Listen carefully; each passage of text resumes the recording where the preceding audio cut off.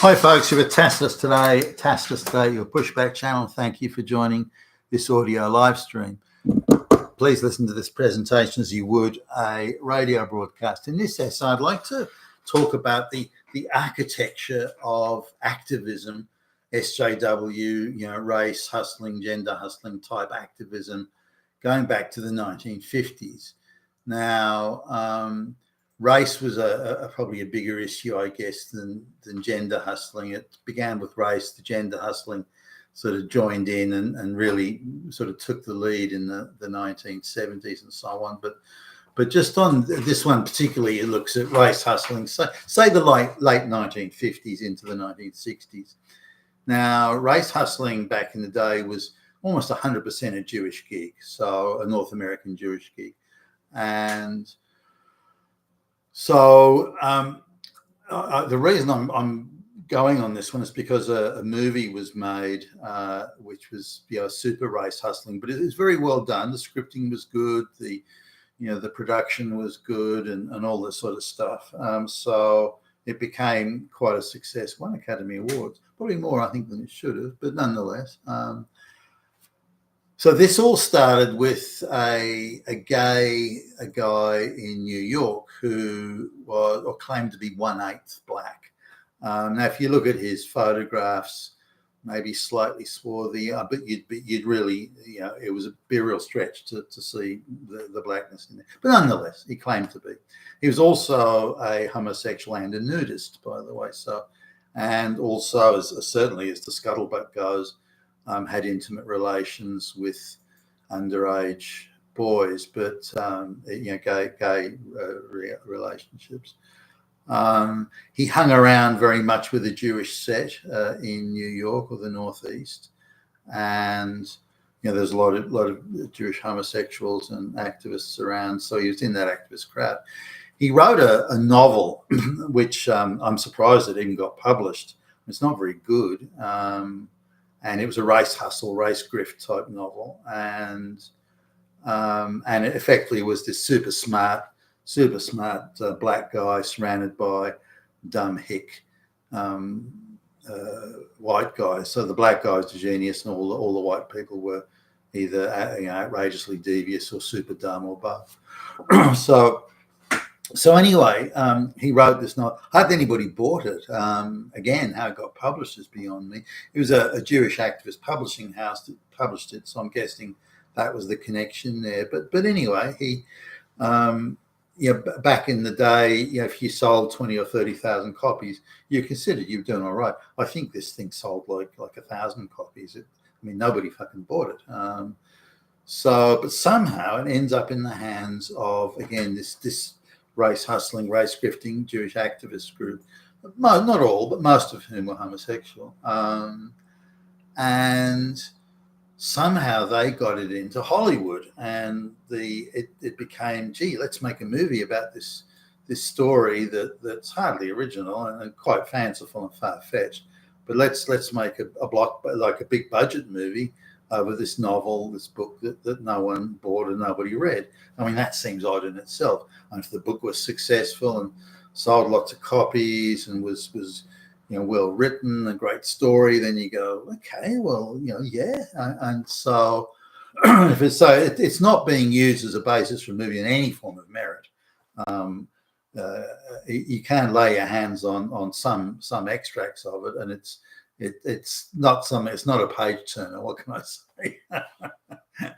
It comes across as almost like some delusional kid wrote it. But anyway, so it goes into be, and I won't mention the name of the movie, but you might guess it as I give some descriptions of what happens. So it gets a big budget. One of the most prominent script writers around gets the gig. And it was a good script, by the way, or mostly. There was some howlers in there, but they heavily overplayed the race grifting, I thought, but not to the extent that it destroyed the whole movie. So that was they managed to restrain themselves just enough for that. But otherwise they didn't stop pushing it. So in the movie, the black guy is very well spoken. His vocabulary is like a million times more than any of the hicks that white boy hicks he deals with. He's always dressed in a sharp suit, clean shirt, tie. He's all immaculately presented. And whilst the white people around him are casually dressed, poorly dressed, their shirts are dirty, or they're not pressed, or this sort of thing. Whereas he's presented as being again this immaculately presented guy. So, I mean, how many instances you'd find that in the United States at the time would have, especially someone who's so is well spoken, and he always walked around in the movie absolutely erect, a straight back, this sort of proud, I'm an accomplished, high achieving dude, not like all you damn white hicks. Yeah. So anyway, this was the. Now, if you look at the whole structure, everybody who's in the production crew, the editing, the scripting, the whole, it's a completely Jewish gig from beginning to end, including the financing, by the way. So it's very much a propaganda movie, and very much pitched at that there are these super accomplished, super bright, super capable, high achieving black people dressed in the sharpest suits imaginable, surrounded by these white hicks. Look how wrong society is. Look how bad society is. Look how prejudiced these white people are. Look how the dumb hicks, they can't even pronounce the simple words, and so on and so forth. So that's about as far from American reality as you could possibly get. And every opportunity was taken, well, not every, but frequently opportunities were taken to depict white people as the lowest form of low trash you could imagine, and surrounded by these superior black people. You've got to wonder whether Pierre Boulez's Planet of the Apes or something was a reverse take on that. but anyway, this was the movie. The movie did quite well. Now, I do think the movie is quite good in parts, and in my younger years, movie came out in the 60s. In my younger years, I thought it was cutting edge social commentary. I look at it now and laugh at it, at how heavy handed the SJW propaganda jibes and pokes and so on are, and how lacking in reality, and how they have to stretch reality to the most ridiculous degrees in order to deliver the propaganda point that they want to make. And this lack of reality that I see now in it now, I think you're just creating a delivery point for your propaganda, and to do that you have to take reality out of it. And in that sense, it fails as propaganda. I believe it fails as propaganda, and also fails as it shows the chip on shoulder of the producers and the people that created the movie. They're the ones with the social problem, not the people they're lambasting. And it should have been seen for its activism at the time, and how misplaced that was.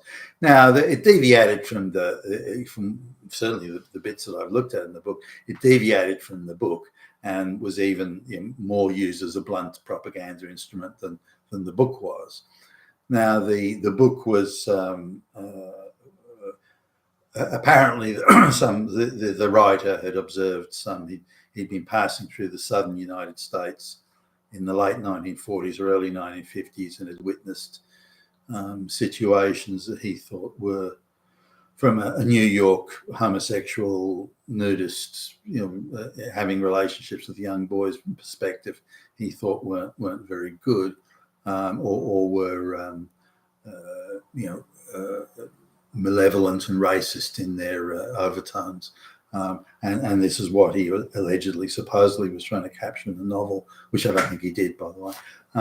But I think he saw it through such an activist lens that he was unable to see the reality of it, and the hard reality on the ground of what was going on, which, by the way, the movie failed to do.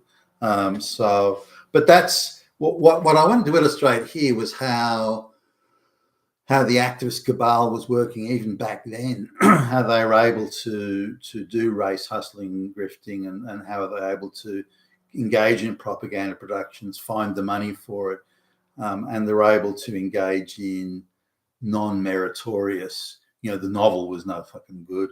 That was certainly not a basis for a movie. But when you look at it from an activist propaganda lens, hey, we can use this to go and beat straight white Christian Gentiles over the head with their evil Nazi fascist racism.